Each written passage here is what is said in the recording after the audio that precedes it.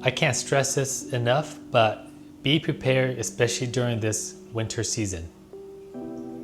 Welcome back, guys. This is Paul, and today we're going to take a look at my battery backup system here. I just want to give you an idea of what I currently have. Hopefully that'll help you out in deciding which route you want to take. But I am just so happy I have these units in place, so that way if the power goes out, I don't have to stress as much.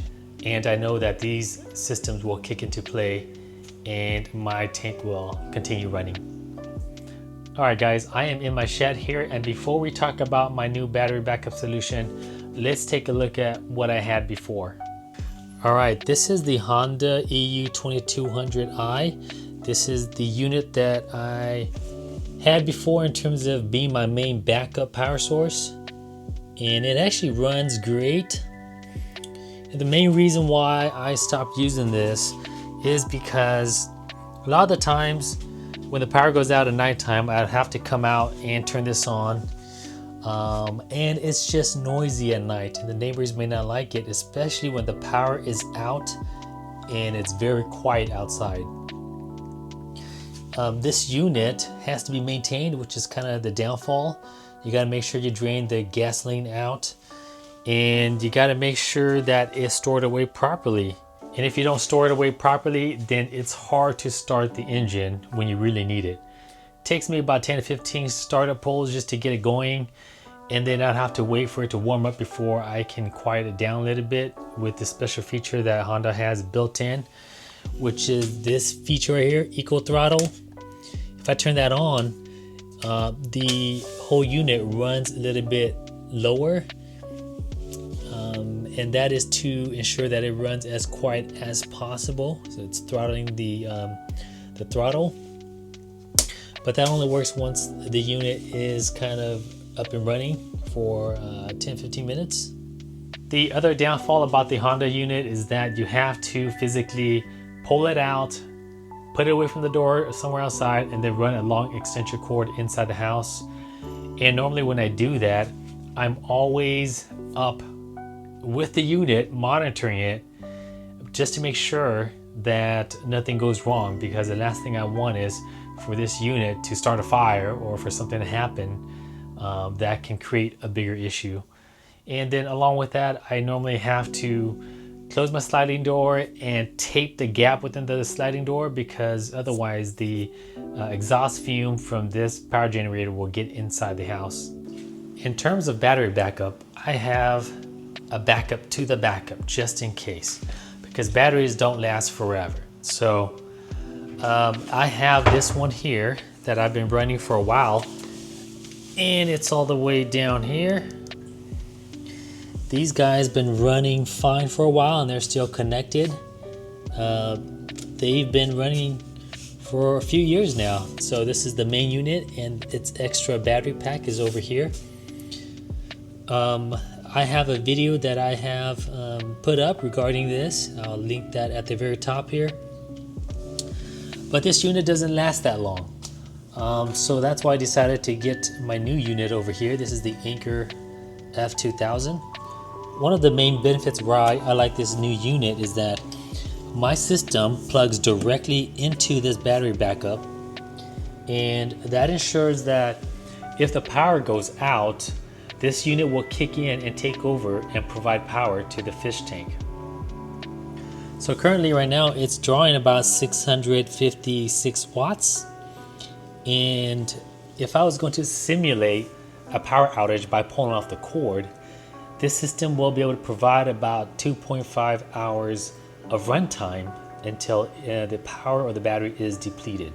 So let's take a look at that. If I was to unplug this right here off the wall, as you can see now, I'm at 643 watts being consumed. This changes to about 2.8 hours of runtime, 2.7. And so this unit, especially during the day, it's going to consume more wattage, but this unit will be able to provide about 2.5 hours of runtime until the battery is depleted. Now, if I was to run this during the nighttime when the lights aren't on, the heaters will still kick on and off, but the power draw will be much less. And during nighttime, we can achieve upwards of 3 to 4 hours depending on what is running. So let me plug this back on just to make sure this thing gets juice back on, and it's going to start charging up this unit. Okay, the backup to this all is that I am still running this old setup here, and this old setup is the main backup if the battery backup goes offline. So once the battery backup goes offline, I still have these batteries that are still going to be here to keep the pumps going. And on top of all of that, I have the backup to the backup, and that is my Anker F2000 battery backup unit. That is this unit on top, and I have a video on this unit previously, but you can check that out on the description above. But this guy here will provide the extra necessary juice that I need should I run out of power on this bottom unit and this unit here. Unfortunately, the Anker F2000 down here and this unit right here on the APC backup, they're all tied together, so they work together. Whereas this one up here, I use this mainly for camping.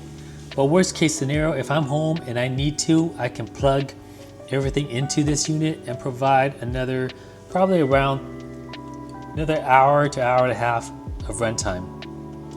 And if I'm totally out of juice from all of my battery backup system, I still have that Honda generator that I can turn on and power my whole Reef tank. Now, I just like to avoid using the Honda generator because that requires more effort and it produces fume and noise. It's too much of a hassle to get going, but I still use it if I have to. But now with my new battery setup, I am leaning towards this here. And for the most part, this year we've already had 1 outages and the Anker F2000 kicked on just perfectly fine. All right guys, I just want to share with you guys what I currently have and how I am trying to get my system to stay alive and stay active when there's a power outage. We had one this past weekend and it was out for a few hours. It came back on, then went back out. And I'm just very thankful to have my Anker F2000 running, powering my whole Reef tank. It's been working flawlessly and I highly recommend it. If you're looking to get yourself one too, check out the link below where I post one of the best deals that I could find, and it's down in the description. If you do purchase one, let me know how it is going for you. If you have any questions or comments, please let me know down in the comments section below. I thank you for stopping by, and I will see you in the next video.